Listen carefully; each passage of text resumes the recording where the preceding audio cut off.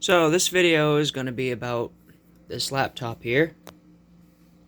This is a Lenovo Thinkpad T530, and what I've done was I've put the quad-core i7 in it. This laptop, the Lenovo website says it only supports the dual-core i7, but it will work with the quad-core from the W530. And there it is, the Core i7 3720QM, Ivy Bridge, 45 watts.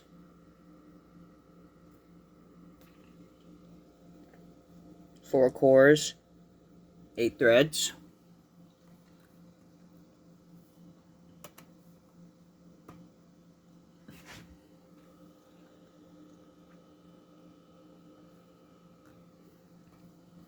So I had a couple parts laptops that were given to me, and they were dead, but the processors were in good shape. So I did some research and read in some forums that it would work. People weren't 100% certain that it would, but I'm like, hey, if it fits, I'm gonna try it. So I put it in, put it all back together, and it worked just fine. And it was fast, but it ran really, really hot. Like, this thing cooked with the stock heatsink setup.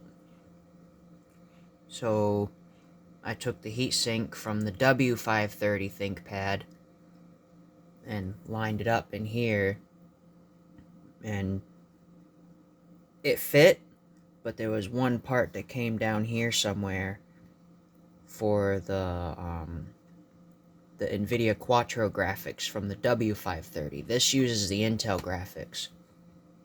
The W530 uses NVIDIA Quattro, so it had another heat pipe that came down and attached to the board somewhere down here to cool the GPU. So I'm going to take this apart and show you what I did to the heatsink. Alright, so I got it apart, and this copper tube right here is twice the thickness of the original heatsink. And then this piece right here, this right here, was aluminum. Copper transfers heat a lot better than aluminum. And there's this pipe right here that went to another socket holder like this. It came down here for the GPU on the other machine. And I just snipped the heat pipe. And plus it's got a second heat sink right here that blows out that hole. That hole is normally blocked off on the T530, but now it blows out a heat sink there and one there. Because on the desktop with the stock heat sink and this quad-core i7, I was cooking. Like, it was 150 degrees. And I did cut a hole in the bottom at first before I swapped the heatsink, and that didn't really help with temps all that much. It dropped about 15 degrees, but that's still way too hot for my liking, so I decided to try to put this heatsink in, and sure enough, it fits.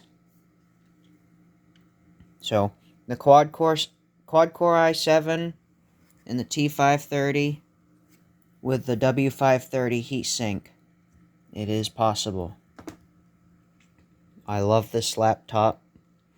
I took the Bluetooth out of the W530, the better Wi-Fi card, the CPU, heatsink.